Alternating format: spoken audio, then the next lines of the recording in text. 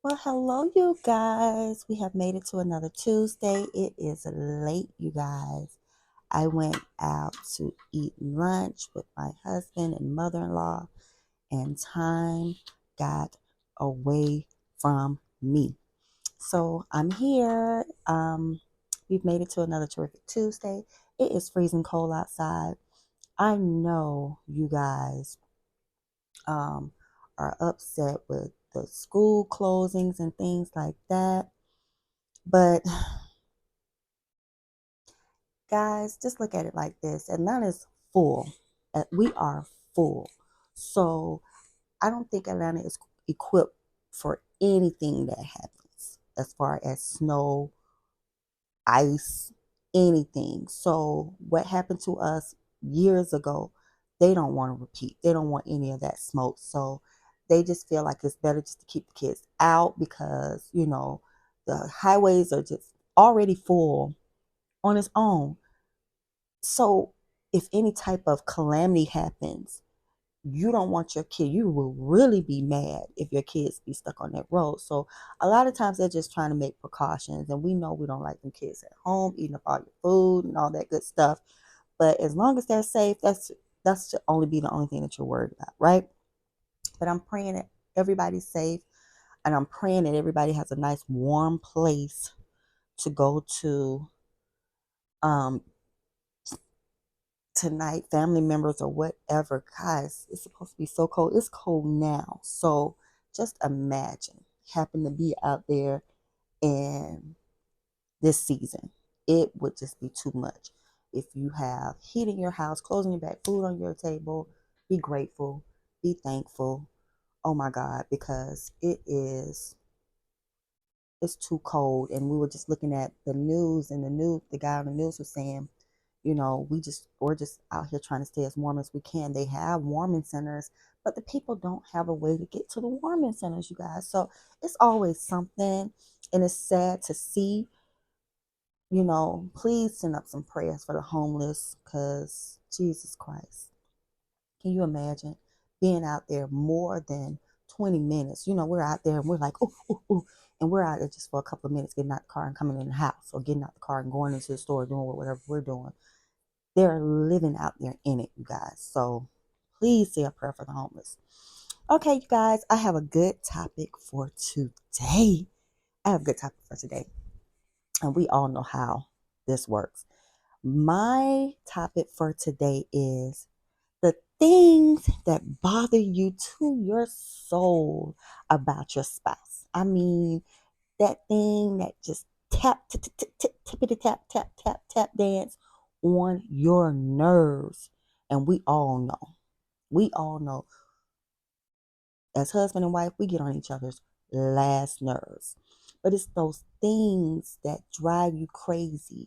But we're going to talk about it, and we're going to try to work our way through these things, because, these little minute things, it's nothing. These little things sometimes become big things, and they become situations where people feel like they just can't even take it anymore. They don't even want to be in a marriage anymore.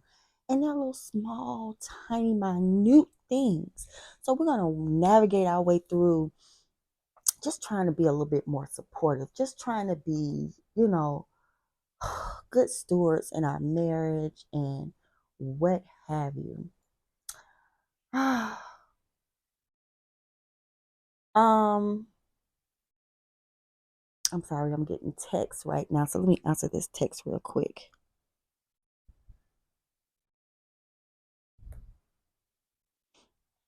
Um, my one thing, not one thing, um, that bothers me. It's not one thing, it's several things. Come on, who am I fooling?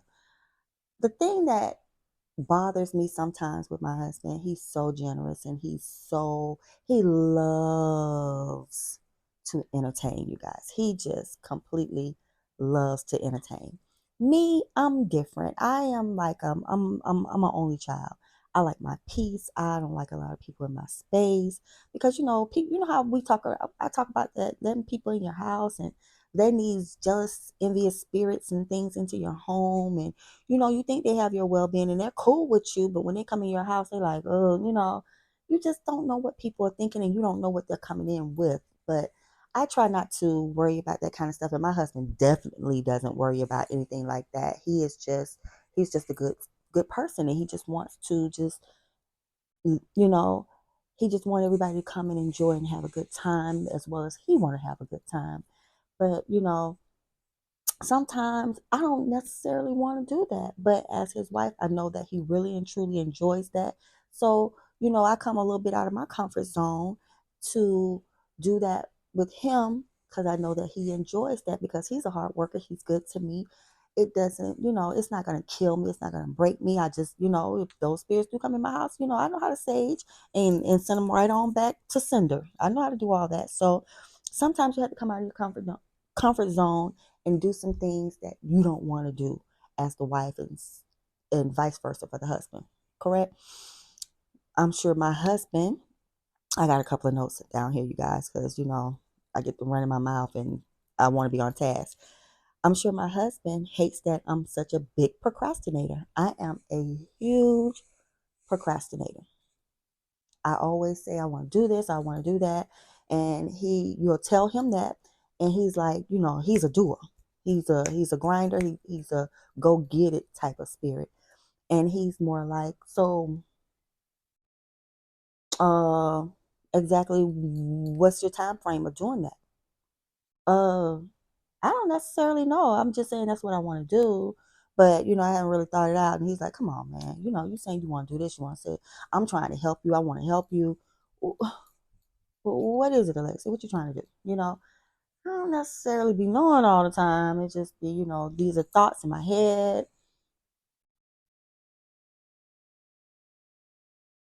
Um, but I'm sure that drives him crazy. As far as you know, sleep. My husband is not a huge sleeper. He sleeps when he can, meaning we can sit on the sofa. We're being quiet or wherever we are. If he's tired, he's gonna go to sleep. He don't care if there's a whole lot of noise going on. He don't care. It kind of drives me crazy when you say you want to go out and then you go out and you're falling asleep. That to me is like you could have went to sleep at the house, but you wanted to wait till you got out in public to fall asleep. That's a little bit nerving to me because I wanted to stay home anyway. And then you come out here and you fall asleep. That is a no. Don't do that. We could have stayed at home and you could have fell asleep at home. It's like, but he doesn't get a lot of rest because he's always on the go. The mind is, restless. And what we found out about that with him not being a huge sleeper, and he wakes up, like he'll go to sleep probably about maybe 9, and it's off and on, off and on, off and on, right? And he's definitely up around 4 o'clock in the morning. And what we found out about early risers like that, and your mind is racing and things like that, you're pretty much called to, that's one of your callings, to pray. And you need to spend that time praying. You know what I'm saying? So, he's working on that, and he says he's falling off a little bit, but I'm trying to remind him of that. Like if you're waking up at that time and your mind is racing and you can't rest because you got so much going on, make sure that you are praying first before you get into doing all these little things that you do, getting ready for the business the next morning and things like that. Make sure you pray first, kind of ease your mind a little bit. And um leaving your house, man or woman, leaving your house without communicating with your spouse on where you're going. You don't want to open that door of worry. You don't want to open that door of, that sounds a little suspicious. I don't like that he didn't feel like he needed to tell me where he was going. Or I don't like that she didn't feel like she needed to tell me where she's going. That kind of leaves you wondering, what in the world is going on? You know what I'm saying? Then you turn into Inspector Gadget and out here losing your mind or whatever. You don't want that to happen in your life. So you have to make sure that you are communicating effectively to your spouse. Don't just leave the house without letting them know what's going on. You know, when you set your vows in front of the Lord, you know, and things like that, you don't want, you didn't say them for no reason. You didn't say them to get to a point to, I'm just not, listen, I'm not doing that anymore. I said that in the beginning, but I ain't mean it. Come on now, you guys. We have to hold ourselves to the fire and make sure that we are communicating with our spouses on what the goals are, what the plans are, what I'm doing, etc. Because it's not nice, it's disrespectful. And remember, if you don't want him to do it, don't you do it. Because always think about the shoe being on the other foot. Would you like it if he did it to you? Or would you like it if she did it to you? Come on. Do better. Do better. Do better. Um, Women and men, when you're out and about and you're just out and about. And sometimes we feel some type of way about what's going on in our house and what have you. And then we feel like it's just appropriate to be out here flirting with people all willy-nilly in public. Know this. Social media is real. People out here want you to fail. Don't be out here doing too much in these streets. Meaning flirting with guys out in the open. You don't care. She doesn't care. Come on, let's do better. Let's do better. Let's not be that disrespectful or be disrespectful at all. We're not talking about being that disrespectful. We're not trying to be disrespectful at all. Again, don't do anything to him or her that you wouldn't want him or her doing to you. The same respect you demand is the same respect you should be giving. And if you don't have any type of respect for your marriage or any type of respect for your husband, you need to be finding out what it is that you guys are actually doing. Because you're wasting each other's time, sitting around being disrespectful, going tit for tat, being evil, bringing the demonic spirits into your home. If you're not going to do the right thing, figure out the next step, because some of you have kids that's watching that stuff. That means that spirit is jumping all up in those kids, and they're going to get up and they're going to grow up and be just like that. You know, kids watch their parents, and what they see with their parents, 9 times out of 10, they're going to do the same thing. So remember, you have eyes watching, and that is not the way to go. We have little eyes on us watching everything that we do, and you cannot be that way. Don't show your children that, because you didn't have those kids to waste their time and waste their life on growing up and being messy like you. I mean, I know some of you guys think that's cute and that's funny, but it's not. It's not. Um, let's talk about how you keep your house. I'm a big person of my home is my sanctuary.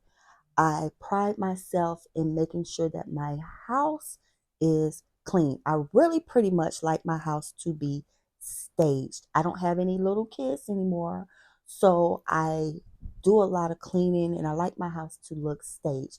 And the reason why, and even before we got this business, I just like a clean house. That's just me. When things are looking good, it makes you feel good. Oh, it makes me feel good. I don't know about you guys. Some people just like nasty houses. Me, I don't like anybody coming to my house. My house is a mess. You want to see me spaz? If my house look a mess and somebody gets invited to my house, it ain't happening. Okay? Don't come to my house if my house is not right, because I'm just going to be uncomfortable the whole time, like, and just explaining to you why my house is a mess. Nobody likes to come home to a nasty house. So make sure that that is one of your goals, to keep your house neat and tidy. We have a business. We have a construction. We do home improvements. So a lot of times my house, the home improvement that we've done in our own home, we show off as well. So sometimes we invite clients to come over and look at our floors, how we changed out our floors, how to look at, look at the barn doors, look at the cigar room, to look at the wall, or to see how we did our bar, bathrooms, etc. Right? So sometimes they have to come over and see it. So I have to have my house clean because that is my business as well. That's our business. So we have to be able to show our own home. It's just like going to IKEA or something, and IKEA show you the vision of maybe how you might want a room to look. And that's kind of how I like to keep my house. I like to keep it staged. So, people, it tells a person a lot about you when they walk in your house and your house is neat and tidy and clean. It says a lot about you when your house is together. I don't know if you know that, because it's like sometimes you walk in people's house, like, oh my God, I don't know, yeah, no, I'm not gonna use the bathroom in here. Yeah, no, I'll wait. You know what? No, I'll wait, because it's not. You don't want to be known for that. Maybe I was a little off on that, but whatever. Um, Sometimes I'm sure my husband gets irritated, or maybe he doesn't, because we kind of work together with this thing. You know, he might not like it that I don't attempt to cook all the time. I just feel like it's not my ministry. I'm a one pot girl. I will cook every once in a while when the moon is blue. If you see the moon blue outside, yeah, you might see Alexia cooking. I don't know. But that's just not my ministry. I don't enjoy it. But I do enjoy cleaning. So me and my husband have a deal. He cooks, and he might use every utensil in the house, right? He might use every utensil in the house. And that bothers me a little bit, because I'm like, oh my God, you don't have to use everything. But you know what? He slays in the kitchen. He makes us a nice, beautiful meal. I don't have a problem with going behind him and cleaning up everything that he tore down. And he hears me nowadays when I say, God darn, do you have to use everything, every contraption and utensil in the house? I mean, it's just more for me to clean up. And he hears me more. So he kind of does clean as he go a little bit. So it won't be so much on me, but I don't mind cooking. I should, when he gets through cooking and he gets done eating, I don't mind taking his plate and putting it away. I feel like he shouldn't have to take his plate and put it away. I can do that.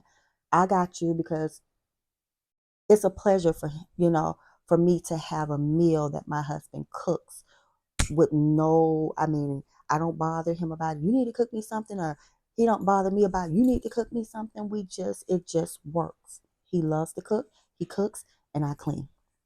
It works for us. Maybe it don't work for others, and maybe it's vice versa in your home. And men, if your wife cooks and she's been at work all day, maybe you can help clean up behind her sometimes.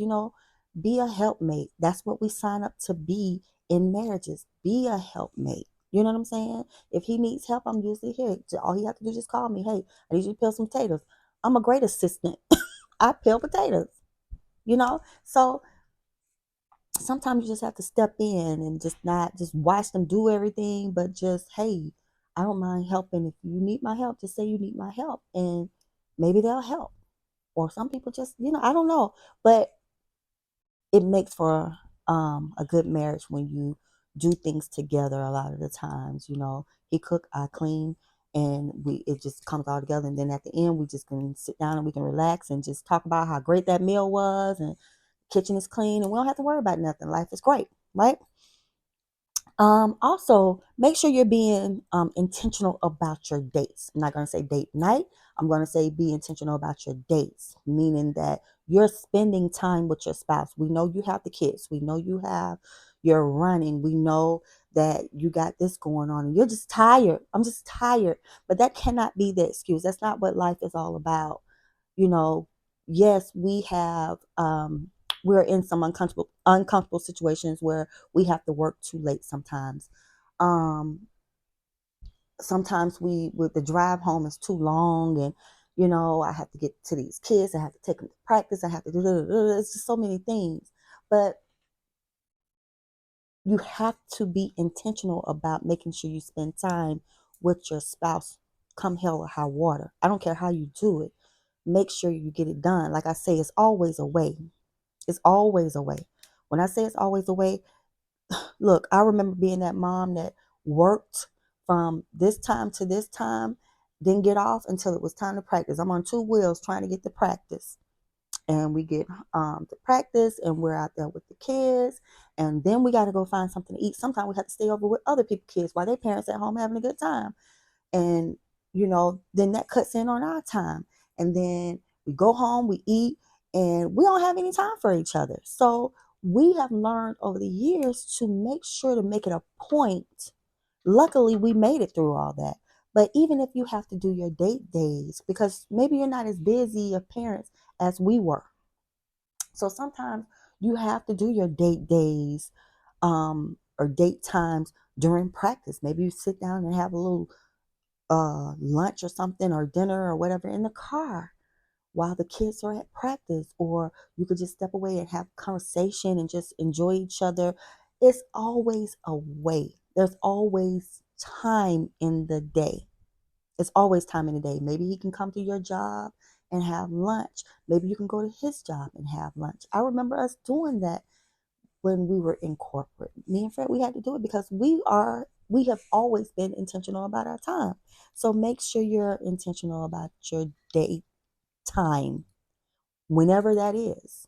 If that's for lunch, if it's for dinner, if it's for late night, if it's for practice time, make sure you're intentional about your date days. Okay.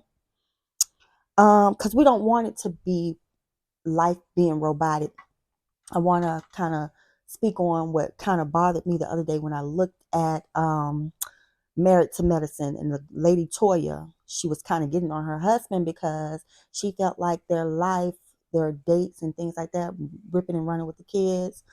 He's a busy doctor. She's a busy mom with the show now, filming and everything. She had to, run with the kids. She had to do homework and everything like that. And she said when she met him, he was the guy that wooed her so much. And she said now it just stopped. And she said, she was kind of getting on him so bad that he looked like he wanted to disappear. He looked like he was so embarrassed. And I don't, and a lot of times I realize that this is why the relationships on those shows kind of come to an end, because people tend to lose themselves and get nasty and kind of look at other people. And you've been around the greats, and some people don't have to work. And you're just like, I want you to be like that man over there. And he might be like, I want you to be like that woman over there. And there's never, ever a time in your relationship or your life that you should ever compare your husband or your wife to the next person. You chose that person. You chose that marriage. You chose that life. So you don't get to go and pick somebody off the street that you want your woman to be. That's disrespectful. Number one. I've talked about that over and over and over again because I keep seeing it in people's lives and things like that. And I keep seeing men or women do that to each other. And I don't like it because I would never want my husband to come and tell me I need to be like somebody else. That's hurtful. If you didn't know, it's hurtful. What you see on somebody else, your wife is not going to be Megan Thee Stallion. Your wife is not going to be Rihanna. Your wife is not going to be Beyonce. Beyonce can only be Beyonce. Rihanna can only be Rihanna. And Megan can only be Megan. But, you know, you can ask them for more spontaneous, um, intimacy or things like that. But you don't ever let the words come out of your mouth where you're comparing them, because that's hurtful. I would never want my husband to come and tell me, because you would kind of lose respect for your mate if they ever did that. So you kind of want to stay on your game as a woman or as a man, so you don't ever have to be approached in that way. Kind of do your best to stay on your game, the way you dress, the way you look. You don't want to lose yourself and not Groom yourself accordingly. I'm not saying that you have to be Miss Maybelline. I'm not saying that you have to be Miss Wig, weave down to your butt, whatever, whatever. Just make sure that you're maintaining yourself enough for you to feel good so he can feel good as well, right? Um, we don't want things to be robotic. We don't want the we get up, we eat breakfast, we get the kids out, they go to school, we go to work, we go to practice, we come home, we eat, we go to sleep, we wake up the next morning, we do it all over again. And that's what life is like every day, the robotic stage. We don't want to be that way. We don't want to be that way. We have to carve out some kind of time in there somewhere for each other to come together and show your kids how you can love on each other well. When they see it, they're going to crave it. They're going to want that in their lives, and you're going to be surprised when they get older and you see them picking spouses that kind of reminds you of your life when you were growing up and how you met, etc., etc. It makes a difference. It totally makes a difference. So I just wanted to bring those points to you. You're gonna have situations in your marriage in your life that, that the irritation of each other and the things that you do will tap dance on your nerves. That's in your children, they get on your nerves. But that don't mean that you love them any less. Correct? That don't mean that you love them any less. I mean, your kids can go out and rob a bank and you're out here trying to prove to any and everybody that's not them, I love my child. So the way that love that you have for your children, your mother, your family, or whatever, it's the same type of love that you have for your mate. Don't forget it. Don't forget it. Put them in the forefront. Always be cognizant of their needs. Always be cognizant of their needs. Always check on them and check their temperature and make sure they're doing good. Pray over them. And if you see them stressing, pray over them and just give them some inspirational words of any type of wisdom that you have to kind of help them along, because you don't know how good that makes a person feel, right?